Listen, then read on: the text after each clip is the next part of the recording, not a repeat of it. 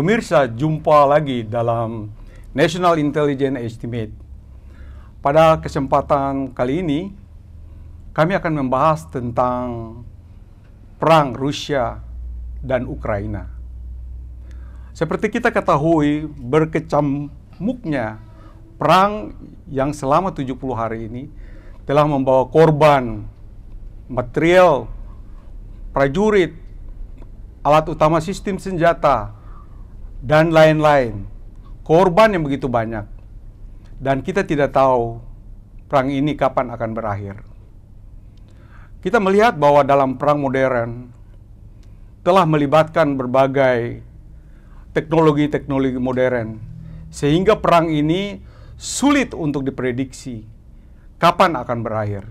Bersama saya sudah hadir di studio Letnan Jenderal TNI Purnawirawan Dr. Muhammad Munir, Laksamana Muda TNI Purnawirawan Suleman Ponto, Profesor Dr. Teddy Mantoro, Profesor Dr. Dadan Umar Daihani.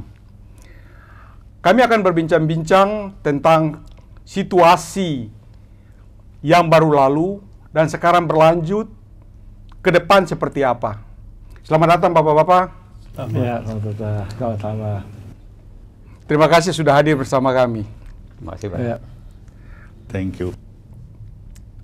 Pertama kali kita harus mengetahui dulu bagaimana perkembangan secara umum apa yang terjadi di Ukraina sekarang. Untuk itu maka kami akan menanyakan Jenderal Munir bagaimana progres dan situasi perang yang selama ini berlangsung di Ukraina sekarang, Pak.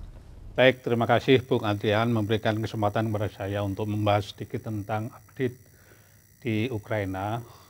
Jadi kita maklumi bersama hari ini kan masuk bulan ketiga lah dari sejak Rusia melakukan serangan terhadap Ukraina 24 Februari 2022. Saya bisa bagi sampai dengan bulan keempat ini menjadi dua tahap.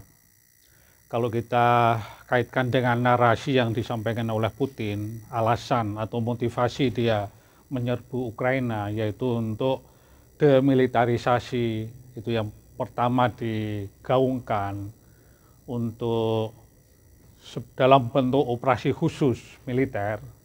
Sebetulnya sampai tahap pertama itu yang saya bagi itu bisa dikatakan berhasil.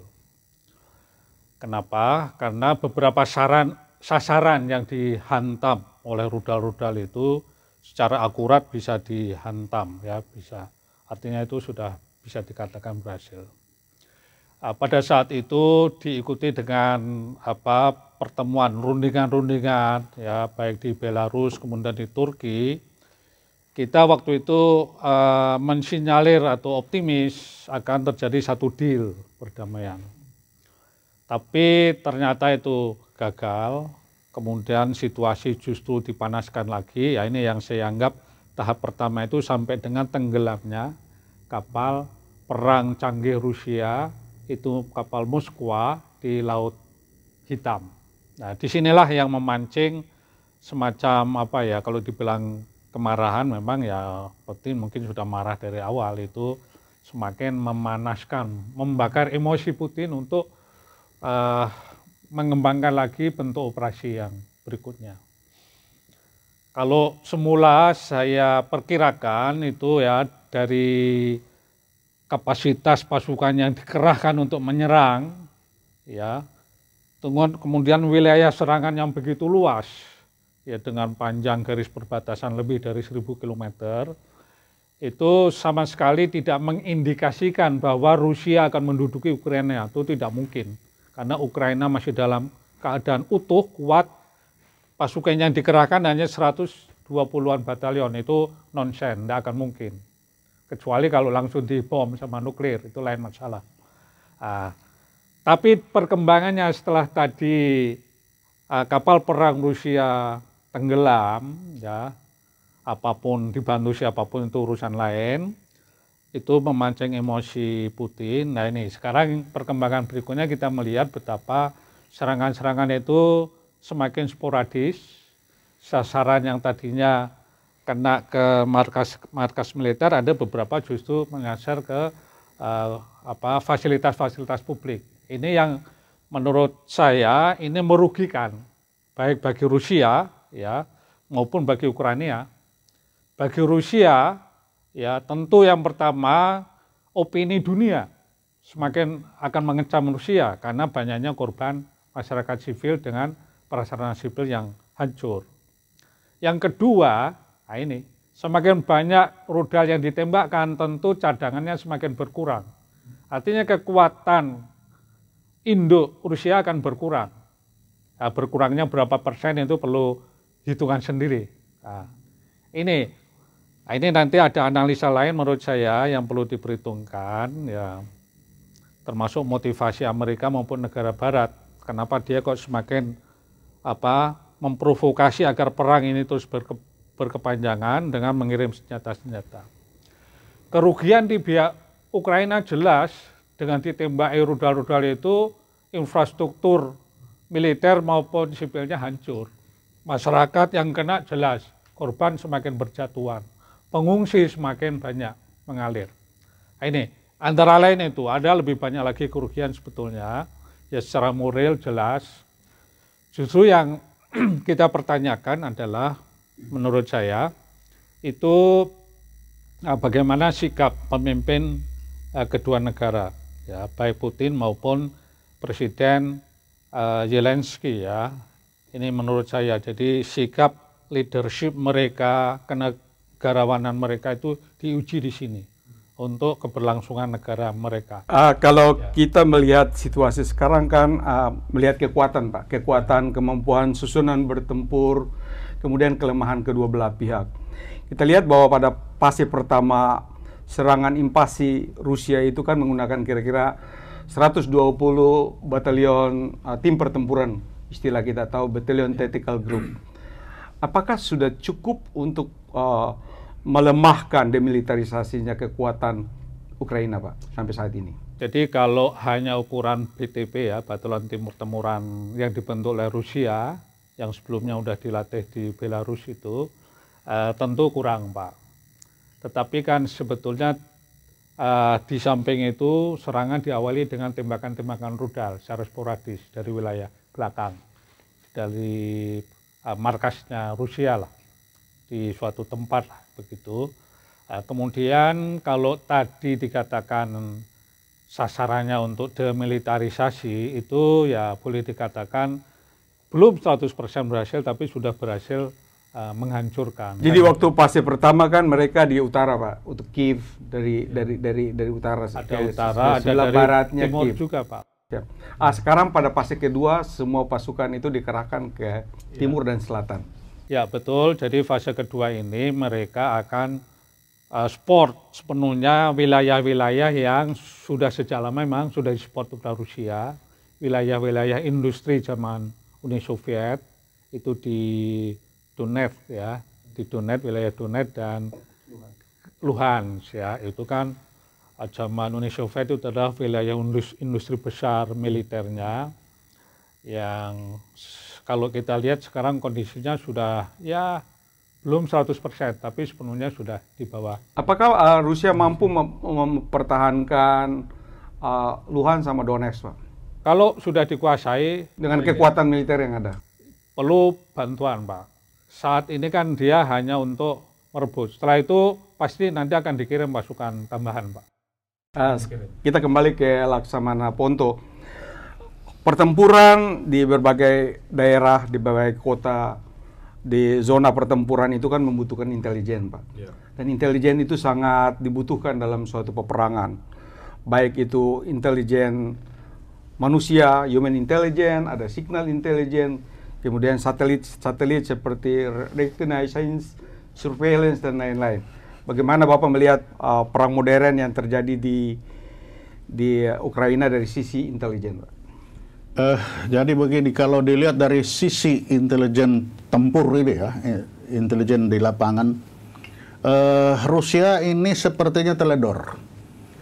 Rusia karena dia sudah sering bertempur dengan, dari sejarah ya, kalau kita lihat sejarahnya dia sudah sering bertempur melawan Prancis, melawan Turki, melawan Ukraina itu sendiri, sehingga dia menganggap ini nggak ada masalah, saya bisa. Ada dua di situ dia kelihatannya. Dia menganggap bahwa serangan ke sana itu tidak akan dibantu oleh NATO. Karena dia sudah melihat waktu di Georgia sama Crimea, itu diam. Tidak dibantu, dia berhasil. Yang kedua, dia menganggap juga bahwa masyarakat, rakyat Ukraina juga tidak akan melawan. Ternyata tidak, rakyat melawan. Nah, disinilah si Pak Putin ini salah perhitungan. Perhitungan dia merujuk kepada keberhasilan di Georgia sama di Crimea. Ternyata di sini berbeda. NATO ikut membantu, rakyat ikut bersama. Sehingga apa yang disiapkan tidak cukup ternyata. Jadi berkepanjangan. Itu kalau dilihat dari sisi intelijennya dia. Ya, jadi pengambil keputusan untuk menyerang atau bertahan itu kan berdasarkan data intelijen, Pak. Ya. Khususnya dalam perang modern ini kan satelit, low orbit satellite itu kan sangat penting. Dan kita tahu bahwa Rusia itu sangat kuat dan Ukraina tidak punya apa-apa, Pak. Tetapi bagaimana sampai tank-tank Rusia, kolomnya itu banyak sekali yang hancur. Ini kan dalam teori dasar militer. Kita mengenal OODA, Luft, atau semua serangan itu harus diselesaikan orient, observe, kemudian OODA, describe, and action. Itu jadi sebelum pengambilan keputusan dia kan harus mendapatkan data yang akurat, Pak. Kelihatannya Rusia bagaimana, Pak, sekarang? Nah, disitulah kelihatan dari Rusia itu menganggap enteng. Dia pikir semuanya dia sudah bisa menguasai. Dia pikir Ukraina hanya akan berjalan sendiri. Tapi ternyata NATO di belakang Ukraina, sehingga apa yang disiapkan oleh Rusia ini bubar semua, kena jam, sehingga data yang dia dapat tidak benar. Dan itu baru kalau kita melihat begitu. Belum kita lihat lagi dari mental dari orang-orang human intelligence-nya. Karena bilang, apalah Ukraina, kami sudah tahu, dia pernah menjadi bagian kami. Tapi ternyata begitu dia semua terbalik dari yang sudah diperkirakan. Itu teledornya di sana. Ya, mengenai tenggelamnya kapal Moskwa sama Antonov. Nah, itu bantuan Barat atau bagaimana? Itu pasti bantuan Barat. Karena sudah tidak mungkin kapal begitu canggih itu kalau hanya dihadapkan kepada teknologi Ukraina, low akan dibawa. Tapi yang dibilang tadi bahwa NATO ada di belakang, ada yang kena jammer, mungkin radarnya tidak kelihatan, begitu peluru kendarinya keluar nggak bisa jalan, karena ini dikeroyok, ada teknologinya, apalagi bermain teknologi. Yang diharapkan sama Rusia, dia hanya berhadapan dengan Ukraina yang buta tuli, tapi ternyata di belakangnya lain. Ya, Pak. Di luar perkiraan sama sekali itu. Profesor Dr. Teddy. Ya, siapa? Ahli cyber kita. Bagaimana Bapak melihat perang modern di Ukraina ini, Pak? Ya, jadi menarik tentang bagaimana Rusia attacking ya, menyerang Ukraina gitu. Kalau dari kami, dari saya paling tidak pandangannya adalah, saya tadinya memperkirakan ini perang yang terjadi dimulai tanggal 24 Oktober itu mungkin 24 Februari itu saya kira hanya akan hanya akan 2 atau paling lama 4 minggu lah begitu ya. Kenapa demikian gitu? Kalau kita lihat di masa yang lalu itu bagaimana perang cyber ya, dan juga diikuti dengan perang militer pada saat itu untuk misalnya Estonia gitu di tahun 2007 itu hanya 2 minggu operasi selesai gitu. Kemudian 2008 kemudian yang terjadi adalah Georgia itu juga dalam waktu 2 minggu juga selesai. Yang menarik waktu perang Georgia adalah perang cyber dilakukan dalam 1 minggu, kemudian 1 minggu berikutnya lagi Georgia itu menyerang secara militer, dibalas dengan luar biasa, kemudian ya akhirnya ya tentu saja Georgia menyerah lah gitu. memang itu keduanya negara kecil gitu. Jadi waktu lalu saya perkirakan gitu tadinya paling-paling 1 bulan lah selesai. Tapi ternyata memang ya itu tadi karena bantuan NATO, bantuan yang lain, Eropa juga membantu demikian luar biasa sehingga cukup panjang perjalanan begitu ya. Nah, kalau kita lihat perang yang terjadi sekarang ini, Pak Adrian, saya kira ini bukan perang yang sederhana ya. Ini udah masuk ke dalam perang yang bisa dibilang di pola sekarang ini yang disebut sebagai hybrid warfare begitu. Jadi ya dari semua aspek bertempur lah begitu ya.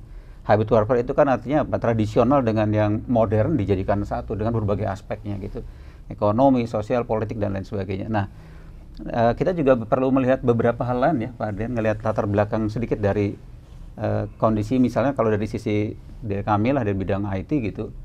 Kalau kita lihat sebetulnya generasi muda atau generasi sekarang itu yang berbicara di dunia cyber yang terkuat ada di mana sih gitu. Kan kita bisa memetakan begitu ya. Jadi kira-kira 15 tahun terakhir itu di dunia cyber itu saya kira orang tidak bisa lepas dari melihat bahwa Soviet itu memang yang paling kuat sekarang ini ya. Diikuti oleh China, baru kita berbicara US kalau kita berbicara stratifikasi kekuatan mereka gitu. Kami bisa lihat misalnya dari generasi muda lah 15 tahun terakhir kalau ada kompetisi programming yang terbesar di dunia ICM ICPC itu yang namanya Rusia itu selalu paling atas gitu dibandingkan dengan yang lain gitu. Jadi tidak heran kalau misalnya pada saat orang-orang dari Rusia itu kemudian attacking terhadap Ukraina gitu ya, itu tiba-tiba misalnya seperti yang terjadi sekarang ya. Tahu-tahu ada 70 website dari pemerintah Ukraina mati begitu saja, berbagai servis mati begitu saja juga gitu ya. Tapi tentu saja ini perang ini juga kan harus ada dibilangnya kalau dalam cyber warfare tadi ya. Yang mereka kan selalu saja dimulai dari perencanaan, kemudian membuat berbagai senario, kemudian mentes senario tersebut, kemudian baru dia attack begitu. Ya dengan berbagai perhitungan. Kalau misalnya dia meleset gitu nanti ada debrief gitu kan tahap-tahapnya seperti begitu. Ada evaluasi kemudian attack kembali gitu ya. Dan ini terus berjalan gitu dari berbagai aspek. Karena hybrid maka dari sisi teknologi juga militer begitu, alutsista begitu, di sisi lain juga ada dunia cyber begitu. Jadi coba Anda bayangkan kalau di Ukraina seperti yang terjadi ini malah sebelum tanggal 24 ya, 24 Februari, masih tanggal 14 Januari 2022. Kalau kita lihat itu, menteri luar negeri mereka tidak berfungsi. Kemudian juga di kabinet itu juga tidak berfungsi juga. Nah, terus mau bagaimana ya kalau sudah seperti demikian gitu. Jadi akhirnya para leadernya saya kira maju masing-masing begitu. Memang kalau kita lihat dari dunia cyber tentu saja Rusia juga tidak begitu saja ya. Artinya juga buat contoh ada 8 titik di Rusia yang dimatikan ya. Terutama berkaitan dengan news gitu, karena dalam konteks ini kalau kita berbicara memberikan pengaruh gitu informasi ke luar, baik itu yang betul terjadi ataupun hoax gitu, Rusia agak dikalahkan begitu. Ya. Sehingga memang NATO dengan grupnya ada 30-an negara itu lebih dominasi untuk berbicara berita ke publik. Baik pesawat, tank, khususnya drone, khususnya drone TB2. Itu kan dilengkapi dengan sensor kan Pak? Betul. Dilengkapi dengan elektronik. Kenapa tidak bisa dijam oleh Rusia? Apakah itu standar teknologinya berbeda Pak? Ya jadi kalau kita berbicara teknologi Rusia soal jam sebelum ke TB2 nanti, itu Rusia sistem peradaan, sistem jammingnya sangat modern ya Pak. Jadi kalau ada banyak lawan-lawan itu bisa terdeteksi dan kemudian dia bisa attacking begitu. Dan yang menarik dari teknologi jam yang ada di Rusia itu, selain dia bisa ngejam punya orang lain dengan frekuensi yang berbeda, dia sudah menyiapkan frekuensi yang berbeda lagi untuk dirinya. Di kasus TB2 frekuensi yang digunakan kebetulan berbeda gitu, dan dicari bagian-bagian tertentu yang memang tidak mudah dideteksi begitu. Yang menarik dari Ukraina adalah mereka juga punya banyak persenjataan. Mereka melihat dan mempunyai peta itu drone-drone yang ada dari Rusia itu memetakan ke daerah mana saja dan mereka dapat data informasi apa saja gitu. Jadi dari Ukraina pun mempunyai data seperti demikian.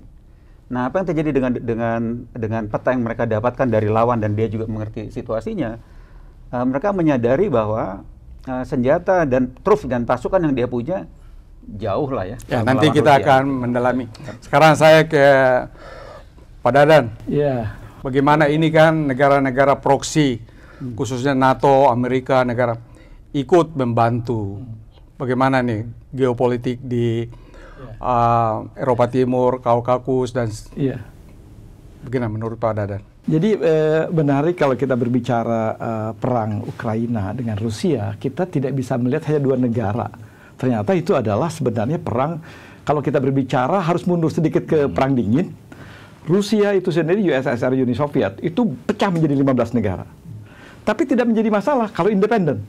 Nah, yang persoalannya ini adalah pecahan-pecahan itu mulai beraliansi yang tidak strategis dengan Rusia, kira-kira begitulah.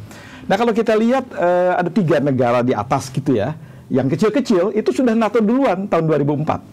Kan pecahnya tuh tahun 91, jadi 15 negara. 3 tuh seperti Lithuania, gitu, Latvia, itu nggak ada masalah karena kecil-kecil. Tapi begitu turun ke Belarus, ke Ukraina, menjadi masalah bagi Rusia. Dari secara geopolitik, itu sebenarnya kan hubungan internasional ditinjau dari posisi geografis. Nah, kalau kita lihat kenapa sih tiba-tiba Ukraina itu menjadi persoalan bagi Rusia kalau dia ke NATO?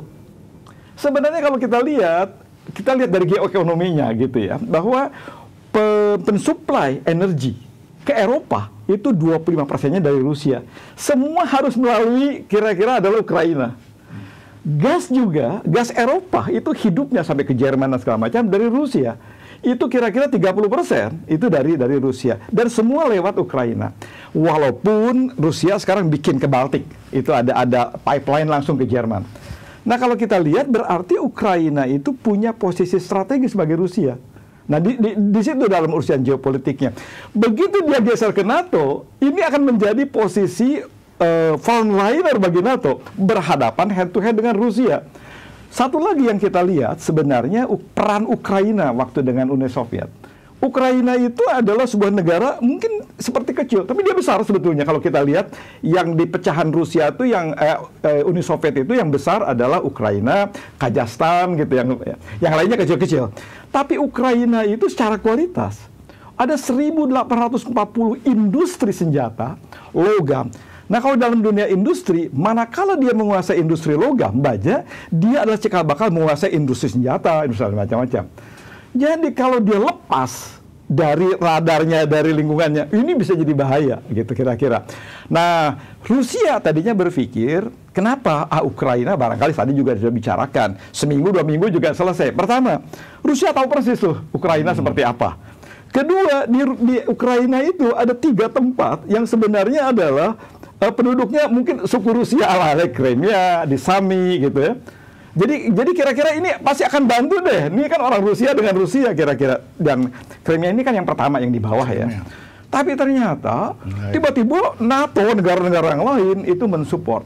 Nah, kalau kita berbicara pada itu, ada beberapa posisi sebetulnya pada saat 91 Ukraina berpisah dari Uni Soviet, itu mulai dia merdeka, independen. Yang kedua, presidennya itu sendiri sudah mulai melirik NATO. Dia rebut lagi nih sama orang Rusia, gitu ya. Balik lagi ke Rusia. Tiba-tiba terakhirnya adalah yang kita lihat Volodymyr Zelensky itu kemudian berkiblat kepada NATO. Salah satunya juga adalah mungkin kita lupa dalam dunia geopolitik itu adalah krisis ekonomi, geoekonomi. Pada saat terjadinya COVID, lockdown, IMF mengucurkan 5 miliar. Dan janjinya apa? Oke, begitu dibereskan kami akan bergabung dengan NATO. Nah, Rusia ini bukan main-main nih kalau begitu nih, beneran nih. Mesti saya kasih pelajaran. Walaupun mungkin salah perhitungan gitu kan. Nah, ini mesti kasih pelajaran nih supaya jangan ke sana dong gitu kira-kira. Lebih baik independen aja deh gitu kira-kira gitu. Kalau independen nggak apa-apa. Dia bisa berhubungan dengan Eropa, berhubungan dengan Rusia, tapi dia tidak beraliansi strategis dengan tertentu. Kira-kira di situ perebutannya dari segi geopolitik. Gitu, Pak Dadan bisa melihat sekarang kan bisa perang Israel bisa melebar apabila Finlandia sama Swedia yang sekarang Ya, ya. lebih agresif mau bergabung dengan NATO. Dan Ya. telah terpecah sekarang Rusia mengerahkan pasukannya sudah ke perbatasan. Bagaimana Bapak melihat geopolitik di wilayah tersebut? Ya, kalau saya melihat kan yang tadi Finlandia itu sebenarnya sudah dengan Latvia, itu di atas itu sudah NATO lah. Yang kecil-kecil, jadi barirnya 3 negara itu sudah NATO. Tapi kalau menurut saya sekarang, dalam dunia saya nggak tahu, barangkali para ahli militer melihat, saya nggak yakin tuh Polandia itu akan langsung head to head. Akan lihat posisinya. Kalau Ukraina ini sendiri tiba-tiba tidak bisa bertahan gitu, tidak bertahan tuh bukan kemudian tidak kalah, jadi hancur lah gitu kan. Persoalannya apakah Polandia juga mau dihancurkan gitu kan? Karena itu perbatasan juga di atas. Akan hitung-hitungan. Saya kirimkan senjata aja, saya support sebagai orang NATO, tapi saya tidak menjadi perang terbuka secara langsung. Bisa begitu kan dalam analisisnya. Tapi dampaknya iya, bahwa mau tidak mau sekarang karena gini, Ukraina itu kan belum jadi anggota NATO. Belum, itu baru berjanji gitu kan. Belum. Padahal kalau tidak salah, barangkali tolong dikoreksi, di NATO itu kalau sudah jadi anggota NATO, musuh Anda adalah musuh kami gitu kan. Kalau sekarang baru berjanji, ya bantu-bantuan aja, bisa begitu, hati-hati juga gitu ya. Ini yang kita lihat dari konstelasi antar negara. Komen masalah Cina, Pak. Nah, kan gini, kalau geopolitik ini perang di sebuah negara kan dampaknya, misalnya sekarang Eropa sama Jerman, Eropa, Prancis, Jerman yang oke, kami bantu. Tiba-tiba sekarang kata Rusia, oke, nggak saya kirim minyak, nggak saya kirim gas. Menjerit juga. Dampaknya kalau Eropa itu terkena ekonomi, dampaknya juga ke Indonesia, kemana-mana. Nah, yang tidak berdampak siapa sekarang? China, dia tidak berperang di mana-mana. Nah, dalam kondisi itu, saya ambil manfaat aja gitu kan. Ya di dunia kan begitu kira-kira bicara. Yang perang orang lain silakan, saya ambil keuntungan, bisa begitu gitu. Ya, nanti kami lanjutkan. Kembali ke Jenderal Munir. Dengan kekuatan Ukraina ini kan dibantu sepenuhnya oleh NATO. Kita lihat persenjataan peluru kendali, anti-tank, kemudian macam-macam sudah disuplai ke Ukraina. Bagaimana pertempuran ke depan, Pak, kira-kira? Baik, terima kasih Pak Adrian, Bapak-bapak sekalian. Kalau kita cermati memang bantuan itu banyak dikucurkan. Kita melihat ternyata sistem senjatanya belum sepenuhnya dikuasai oleh sukarelawan baik Ukraina maupun sukarelawan yang datang. Kita cermati, ya, kita beberapa informasi menerima itu. Ternyata memang kalau bicara Ukraina itu kan sistem Soviet, sistem Rusia senjatanya. Perlu kita ketahui, kita pernah punya pengalaman juga kan, kita punya sistem senjata Rusia, kita punya contoh helikopter kita yang darat itu Mi-17 dan Mi-35 itu sistem Rusia sekali. Sementara Belt, Puma dan sebagainya kan sistem Barat. Ternyata operasionalnya beda jauh, Pak.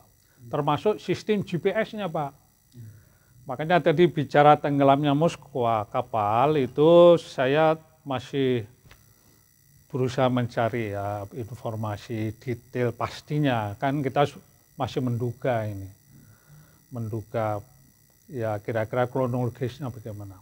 Jadi tadi bicara bantuan tadi, Pak, ya, ternyata tidak efektif betul, Pak. Apakah bisa memukul mundur pasukan Rusia? Jadi untuk memukul mundur, Pak, di samping senjata juga personel, Pak. Kekuatan darat. Nah, kekuatan daratnya ini kalau kita cermati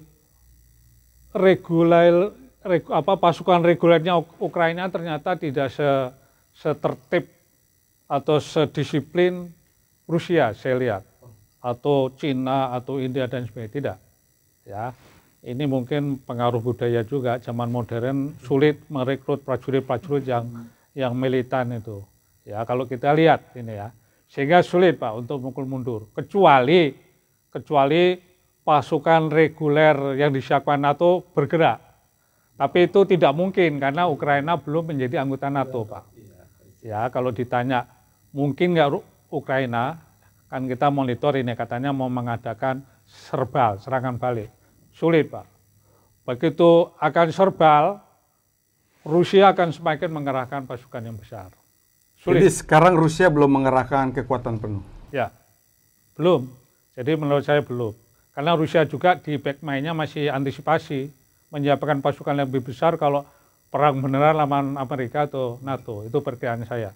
Tentu Amerika nggak akan ambil risiko menghabiskan tenaga di Ukraina, Pak. Laksamana Ponto dari berbagai sumber, Rusia telah kehilangan 7.000 sampai 15.000 tentaranya, 448 tank, 750 APC, armored vehicles, 20 fighter jet, 30 heli, 3 Navy SEA. Ukraina 2.000 sampai 4.000 tentara meninggal, 95 tank hancur, 200 kira-kira APC armored vehicles, dan 18 aircraft termasuk heli, termasuk 15 SEA. Kalau kita melihat ini kan nampak di sini banyak juga fighternya Rusia dijatuhkan sama missile anti pesawatnya Ukraina. Gimana Pak Bapak melihat ini? Ya, itu sejak awal saya bilang tadi, karena kekeliruan dari keteledoran, dia menganggap enteng. Hanya pasti data, barangkali pasukan di lapangan itu input datanya data yang lama. Dia tidak update data yang baru karena menganggap tidak akan seberapa banyak perkembangan yang dialami oleh Ukraina. Sehingga dia kasih aja ke atas itu data yang lama. Begitu di-input ternyata lain. Memang ini pelajaran bagus bagi intelijen ini. Bagaimana rantai komando dari atas sampai di bawah ini nggak nyampe ini sepertinya. Jadi dia update yang baru itu tidak ada itu. Dia hanya yang lama saja. Kalau dia ada pasti dia akan tahu frekuensinya berapa, ininya berapa, itu detail pasti ada. Pasti ini tidak ada. Sehingga begitu mudah rontok semuanya. Kalau kita melihat kan peperangan atau pertempuran di kota-kota besar itu kan bisa live Pak. Kalau kita lihat mengikuti TV-TV dari Ukraina, Rusia, betul-betul live. Artinya bahwa data intelijen itu sangat penting. Dan Rusia kelihatannya belum full power untuk melaksanakan sistem senjatanya, intelijen signalnya. Gimana Bapak melihat? Iya betul, karena dia salah hitung itu tadi. Dia menganggap dengan sedikit ini dia sudah bisa menguasai. Minimal masyarakat yang dia datangi itu akan membantu. Ternyata kan tidak ada bantuan sama sekali dari masyarakat. Dia pikir begitu masuk tidak ada bantuan dari NATO, ternyata ada lagi bantuan. Nah begitu dia merasa itu kacau, nah sudah kadung kacau, udah kacau balau, sudah mulai dari nol lagi, dia harus riset dari nol. Karena dia untuk memulai dia sudah gamang. Ini yang mana yang benar ini? Dia sudah gamang. Ya Pak. Kayak Pak Teddy sekarang. Ya, siapa? Pak Teddy, itu kan sejak 2018 aneksasi Rusia terhadap Crimea. Dan pada saat itu juga kan Amerika, United Kingdom, Turki membantu. Termasuk ternyata perbandingan teknologi persenjataan yang dimiliki oleh Barat kelihatan lebih unggul. Bagaimana Pak Teddy melihat? Yeah. Seperti Javelin, kemudian Stinger misalnya. Terima kasih Pak Adrian. Jadi persenjataan boleh saja lebih canggih ya. Saya melihat strategi itu justru lebih penting dari sekedar persenjataan gitu. Apalagi tadi disampaikan oleh Pak Jenderal Munir kalau persenjataan baru datang terus tiba-tiba tidak terlalu kuat menguasai. Di awal tadi sudah saya sampaikan, sebelum terjadi penyerangan, desain itu sudah sangat baik dibangun. Salah satu implementasi dari desain misalnya seperti begini ya. Kenapa kok tiba-tiba mereka walaupun diberikan persenjataan, sebetulnya saya melihat walaupun tadi disampaikan juga datanya ya, bahwa Rusia lebih banyak yang jadi korban begitu misalnya. Maaf, bukan jadi korban, maksud saya banyak yang senjata yang banyak yang tidak perform dengan baik lah gitu ya. Nah, kenapa strategi apa yang mereka gunakan?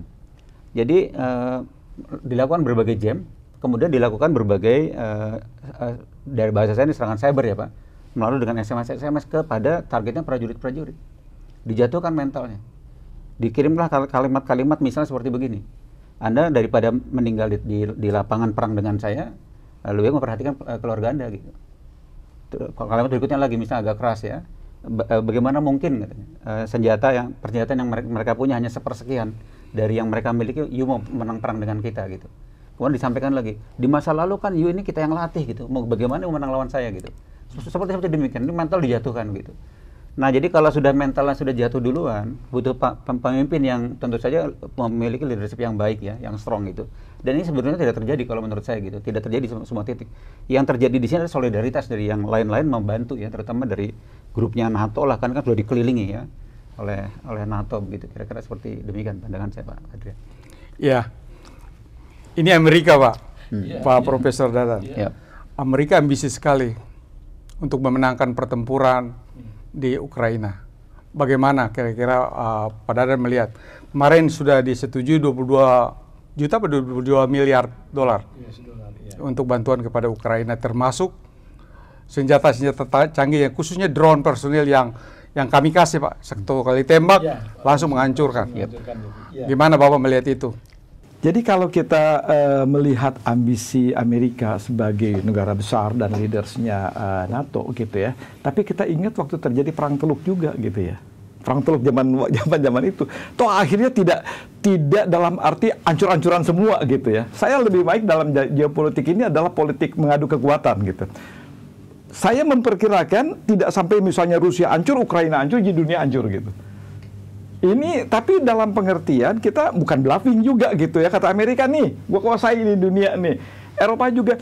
Tapi hitung-hitungannya seperti waktu perang Gulf gitu, Prancis juga tiba-tiba mengendorkan gitu kan, lebih baik dimajukan perundingan. Dan nah ini yang tadi kita berbicara di dunia geopolitik ini, masuk ke geoekonomi, kan Amerika nih dengan China sedang mengadakan sebuah pertandingan siapa yang paling besar menguasai dunia gitu.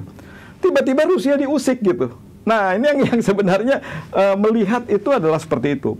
Saya melihat bahwa ya mungkin dalam dunia hubungan internasional ini, kan hubungan antar negara pertama adalah dependent. Setelah itu mencoba independen, sama seperti sekarang interdependen. Persoalannya interdependen itu ingin ditarik nih oleh Amerika. Semua nurut sama saya supaya bilang sama Cina, kan, gua di atas gitu. Kalau saya melihat di situ, bahwa kemudian support itu yang di luar dugaan sekarang Rusia menyampaikan misalnya sistem ekonomi, sistem keuangan, nggak American minded lagi deh gitu kan, kira-kira begitu.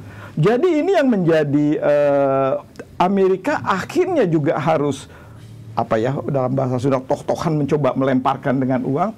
Tapi kan tidak langsung juga saat itu dikucurkan, cuma kan janji akan kami bantu sepenuhnya. Tapi kan bantunya kan bisa sebagian-sebagian, dilihat perkembangan. Nah, itu dari kondisi yang ada. Tapi kalau boleh personally gitu punya pandangan, sebetulnya sekarang ini sendiri semua negara akan rugi akibat dari tidak hanya perang fisik. Perang fisiknya sih di sana. Tapi dampak ekonomi, dampak sosialnya kemana-mana. Apalagi kemudian dengan yang tadi bicara mengenai cyber sekarang. Ini kan di Indonesia juga udah dibelah begitu kan, mana pro Amerika mau pro Rusia lewat cyber gitu kan. Ini dunia perang fisiknya di sana, perang ideologi di kita gitu. Nah ini juga barangkali secara personal di dalam geopolitik. Mari kita duduk bersama lagi setelah kemarin itu saya anggapnya mempertontonkan kecanggihan berbagai persenjataan. Oh setelah itu oke, balik lagi deh, kita damai aja gitu kan kira-kira. Kita katakan udah berhasil kalian mempertontonkan kehebatan. Tapi ternyata NATO tidak sepakat juga, mereka terpecah juga. Persis. Akhirnya kepentingan suatu negara itu lebih penting daripada organisasi regional. Iya. Gimana Bapak melihat? Saya melihatnya justru tadi di situ. Tadinya kan kalau kita berbicara begitu gini, dunia ini kan tadinya independen. Semua saya merdeka. Tiba-tiba interdependen akhirnya dibikin lautan masyarakat ekonomi Eropa, bicaranya ekonomi. Kalau dulu kan bicara masyarakat peperangan. NATO masih mengambil sikapnya yang tadi gitu kan, senjata, perang dan sebagainya. Pada semua orang menyatakan udah nggak gitu kok sekarang ini, gitu. Penguasaan itu adalah kehidupan yang sejahtera, ekonomi dan sebagainya. Tapi sebagai anggota NATO kan sudah berjanji. Siapapun anggota NATO yang diserang orang harus kita bela. Itu janjinya gitu kan. Pada saat saya menderita akan dibantu. Nah jadi pada saat sekarang oke. Tapi lama-lama jangan dulu dong. Ini berat juga bagi kita kan. Ini yang menjadi percaturan yang luar biasa. Kembali lagi kepada Jenderal Munir. Kira-kira lesson learned apa yang kita dapatkan dari perang Ukraina bagi TNI kita? Baik, terima kasih Pak. Ini bagus sekali. Saya kira memang kita akhirnya harus bicara bagaimana negara kita. Tapi sebelum itu tadi menarik. Jadi Amerika, karena bicara negara kita juga harus bicara Amerika, Rusia, Cina juga Pak. Karena globalisasi ini kita tidak bisa berdiri sendiri atau hidup menyendiri. Nah, dalam kaitan perang Rusia, Ukraina, kalau misalnya NATO dan Rusia bijak, ya bijak menurut saya ya, atau menurut saya kalau bijak, justru dia harus mendorong Ukraina itu untuk rundingan damai dengan Rusia, tidak justru menyokong senjata. Ukraina, Zelensky, kamu udahlah, kamu pasti bagaimanapun kalah. Daripada kalah, rakyatmu hancur. Udah, kita mau mediasi dengan Rusia betul, untuk rundingan. Dengan bargaining tentu nanti bagaimana porsi rehabilitasi tentu Rusia akan maju. Di satu sisi supaya Rusia juga tidak kehilangan muka, istilahnya, mohon maaf ya. Ini ya, dan kaitan itu ya tadi kembali ke Indonesia. Kebetulan ini kan kita sebagai ketua presidensi G20. Ini bargaining itu tepat sekali. Dan kebijakan Presiden Jokowi saya kira tepat kalau kemudian mengundang Presiden Putin dan Presiden Zelensky. Kalau itu bisa terwujud itu luar biasa Pak. Jadi tadi ini luar biasa, misalnya datang, ya kalau Bali terlalu jauh, Jakarta lah, atau dimanapun di wilayah Indonesia, bisa kita fasilitasi. Ya di sini memang negara-negara Barat termasuk Rusia, Amerika, mohon maaf, tentu makanya kalau ini US and ASEAN Summit di Washington kita cermati ya mohon maaf, Joe Biden agak mau nerima sudah terlanjur bicara akhirnya wapresnya ya. Oke, itu yang kedua ya, tidak perlu terlalu panjang nanti malah bisa ada ketersinggungan. Yang ketiga, kita belajar dari perang ini, saya dari latar belakang militer, memang sekali lagi perlu dibangun kekuatan pertahanan negara yang masif, terencana dengan rencana strategi yang konsisten Pak. Yaitu apa? Membangun kemandirian Pak, kemandirian. Ini perang modern masalahnya. Di samping katakanlah ya masyarakat dibangun jiwa patriotisme, nasionalisme untuk cinta tanah air, bela negara ya, tetapi lebih penting dari itu adalah sistem senjata modern Pak. Karena kalau kita cermati perang di Ukraina yang terakhir ini, ya senjata-senjata modern Pak, tiba-tiba meledak rudal di pasar, di mall, itu rakyat yang nggak tahu apa-apa korban. Ini Pak, artinya kita punya sistem radar yang canggih. Tapi buatan sendiri Pak, itu masalahnya menurut saya penguasaan teknologi. Selama kita masih beli negara lain, udah kita bisa dijam, dimatikan oleh mereka. Oke, sebelum ke Pak Ponto, ke Pak Teddy dulu. Game changer. Kalau low orbit satellite mata-matanya Rusia dihancurkan atau dijam, bisa nggak oleh pihak Barat? Elon Musk. Oke. SpaceX. Oke. Ya menarik itu. Jadi saya pertanyaan sederhana sekali. Seberapa banyak sih satelit antar satelit itu yang bawa senjata?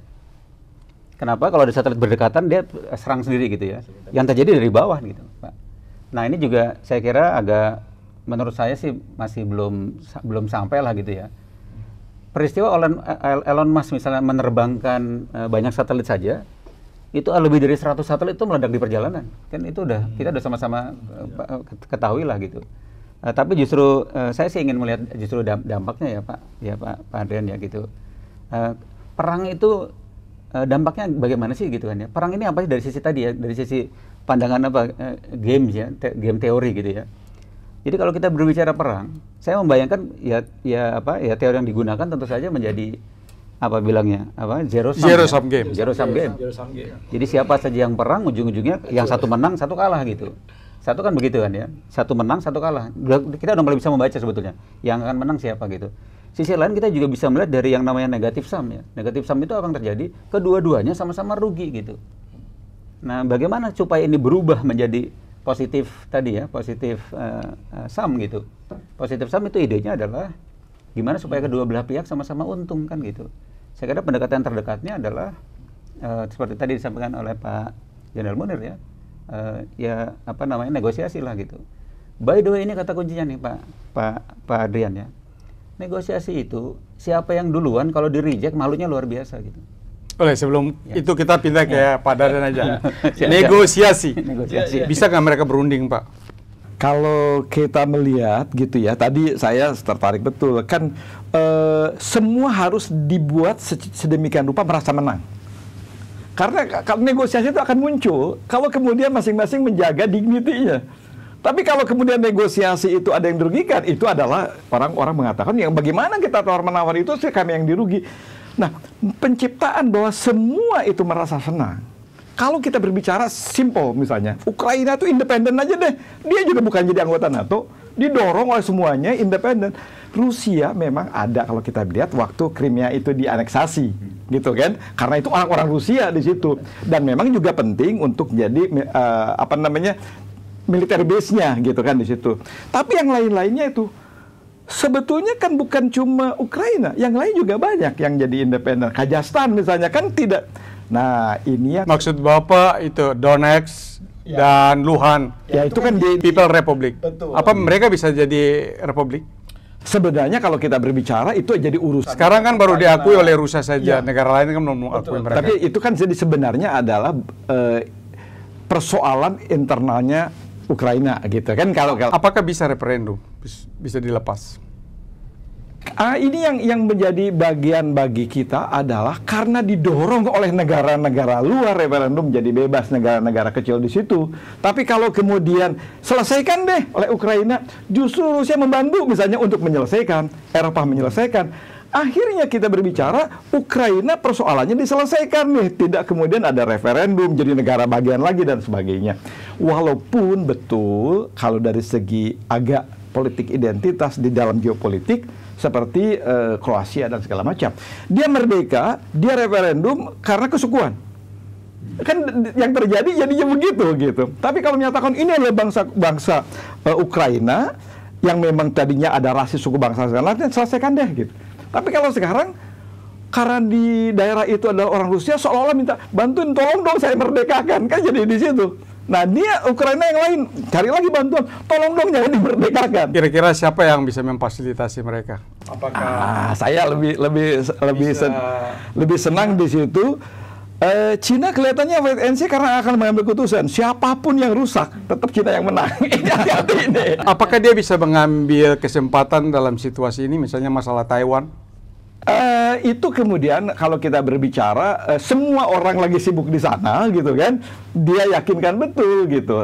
Itu juga urusan geopolitiknya di Cina dengan Taiwan juga dengan Laut Cina Selatan.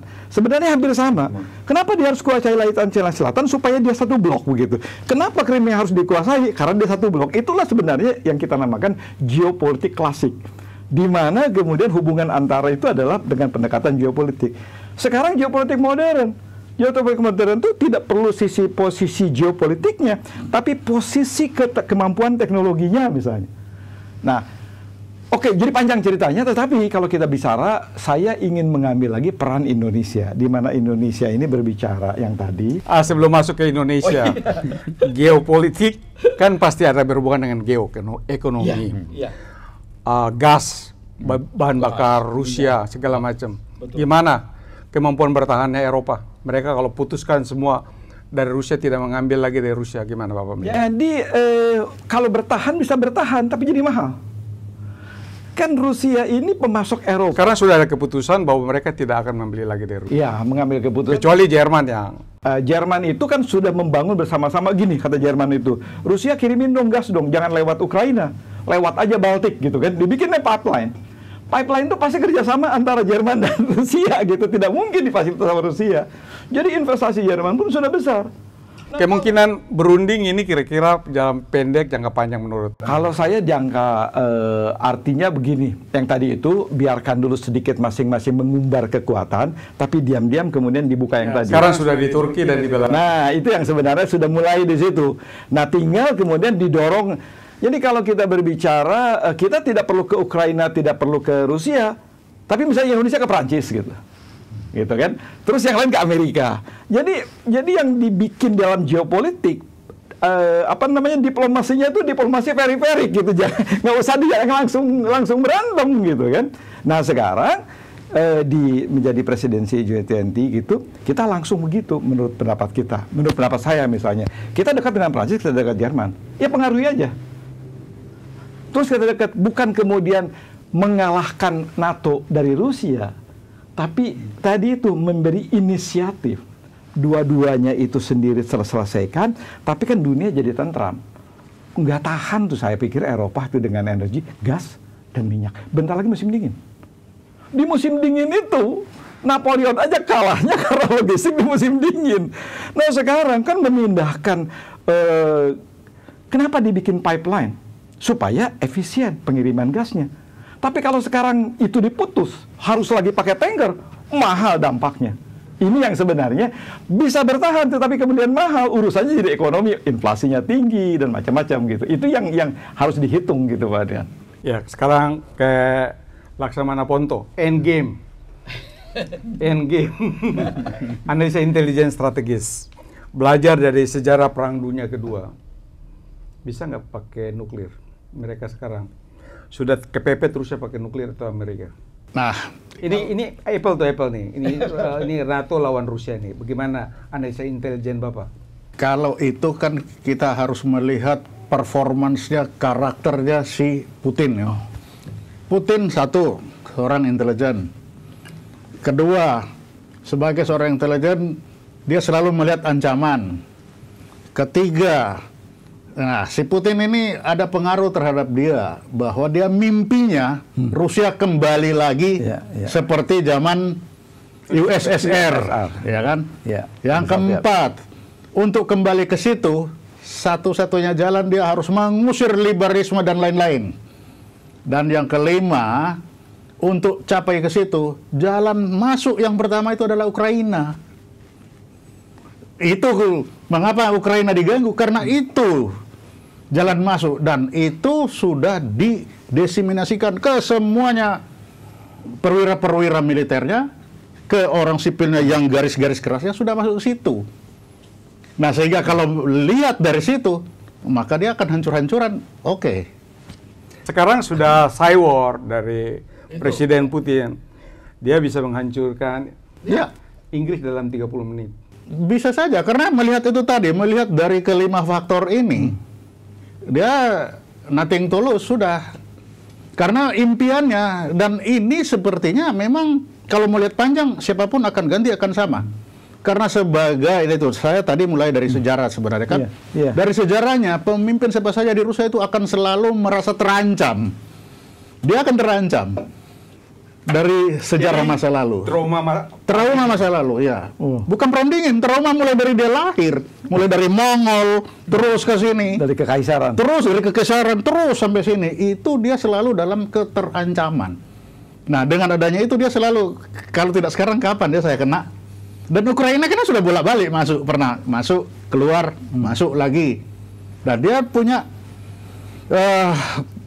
kepercayaan, dan dia sudah bahwa Ukraina ini adalah nah, kita bisa lihat itu ada pengaruh dari si Alexander Dugin. Itu baca bukunya itu.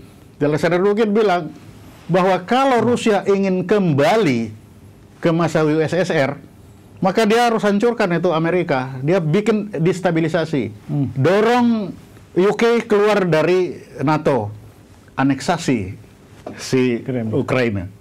Nah, itu dan ini pengaruhnya besar sekali si Dugin ini. Bukunya itu sudah masuk, dibaca oleh semua, menjadi bacaan wajib. Misalnya The Foundation, pekerjaan intelijen. nah itu.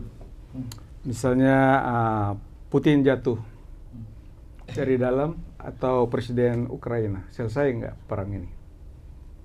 Kalau Putin jatuh belum, karena yang mengganti siapapun itu tadi, siapapun pengganti si Putin akan sama. Doktrinnya sama. Dia punya merasa keterancaman dengan Ukraina ini semakin dekat, itu keterancaman semakin tinggi.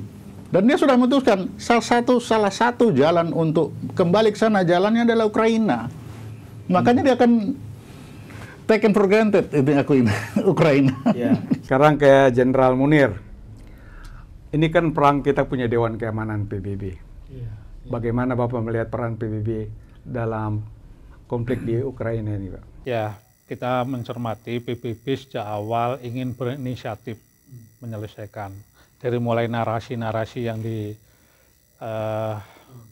disampaikan oleh Sekjen PBB, sampai beberapa kali General Assembly kan melakukan sidang. Tapi mekanisme sidang keputusan PBB ini repotnya, kan Rusia, Cina itu memiliki hak veto. Selalu diveto sehingga tidak bisa, Pak, dengan pola itu. Memang harus pola lain. Itu masalahnya yang pertama, bicara PBB.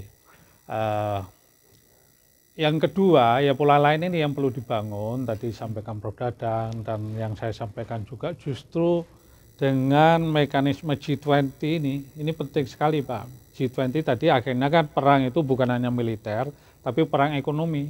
Sementara G20 ini adalah forum ekonomi negara-negara dengan ekonomi terbesar di dunia.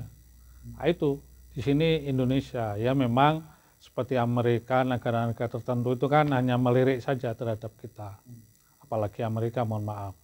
Tetapi bagaimanapun dengan konsistensi kita untuk tetap, ya contoh Pak Jokowi datang ke Amerika itu satu bagian dari konsistensi tadi, Pak. Nanti kita sampai dengan Desember ya di Bali itu nanti kita buktikan bagaimana realisasinya. Jadi sekali lagi kalau Dewan PBB ini mau terus ya konsisten mengupayakan, dia juga harus memanfaatkan G20 ini, Pak, menurut saya. Ya kan ada G20, G7, G5, ada BRICS ya. Itu kalau BRICS jelas itu pro Rusia semua. Kan Brasil, Rusia sendiri, India, China dan South Africa kan. Sementara kalau G20 ini kan semua sebetulnya tadi menurut saya PBB kalau dia berpikir panjang bisa memanfaatkan ini.